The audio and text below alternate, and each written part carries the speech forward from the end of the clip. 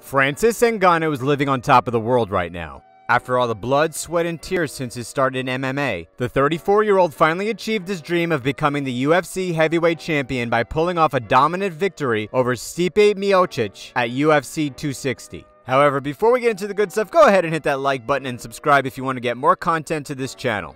So before all the fame, glory, and money, just who was Francis Ngannou? Well, Francis Ngannou was born in Bati, Cameroon, and the guy didn't exactly grow into a lifestyle with the rich and famous. In fact, Ngannou started working at the age of 10 to buy oil, food, and a scholarship for his books. His country didn't have a free national education system. That's crazy, right? From there, Ngannou's life didn't get any easier growing up, with the UFC heavyweight champion describing that even after leaving Cameroon, he had to deal with illegal situations, crossing borders, living in the bush, and finding food in the trash. The champion got into a war with some rats over food. So how did Francis get into the world of mixed martial arts? It all started because of his father in a way. You see, Ngannou's father was a known street fighter and constantly broke the law. At the age of 6, Ngannou's parents divorced and his father abandoned them soon after. However, his street fighting reputation followed the young kid through his early life. Ngannou always liked fighting, though he didn't have the resources to do so until the age of 22. Then he packed his bags and left Bati for Cameroon's largest city of Douala, where he began studying boxing. Sadly, not many believed in Francis's dream of fighting, however, that only fueled his determination to succeed.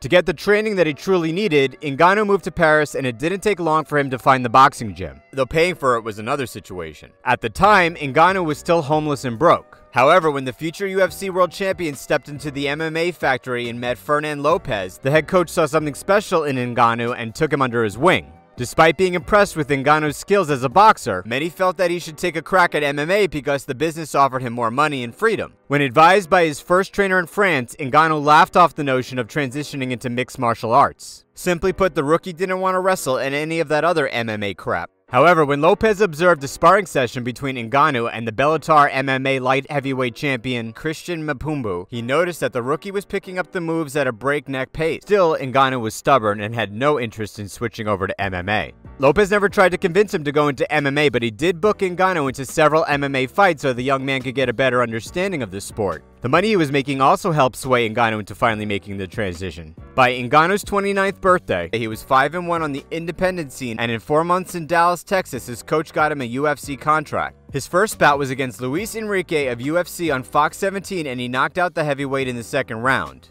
The opponents kept getting harder for the soon-to-be world champion. However, Ngannou's training routine helped him beat elite fighters such as former UFC heavyweight champion Andrei Arlovski and former Strikeforce heavyweight champion Alistair Overeem. Then Ngannou got the opportunity to fight the UFC heavyweight champion Stipe Miocic. This was a highly anticipated bout as one of the greatest heavyweights was on a tear throughout the 205-pound division, destroying names such as Junior Dos Santos and Fabricio Verdum before stepping into the octagon against Ngannou. Would Francis Ngannou cement his meteoric rise by capturing the UFC heavyweight title? Unfortunately for the Cameroon native, that answer would be a resounding no and confirm that Miocic was the baddest man on the planet. For the first time in his UFC career, Ngannou fought like a rookie, and as you can imagine, the loss wasn't an easy pill to swallow. Ngannou had a chance to bounce back by fighting knockout artist Derek Lewis, who had put 10 men to sleep in the UFC before stepping into the octagon against the recent contender for the UFC heavyweight title. The good news was that Lewis failed to add to his list of names that were dropped like a bad habit, but Ngannou continued to fall as he ended up losing the fight by decision. For any other fighter, suffering 2 consecutive losses was a strong indication that he had lost the it factor.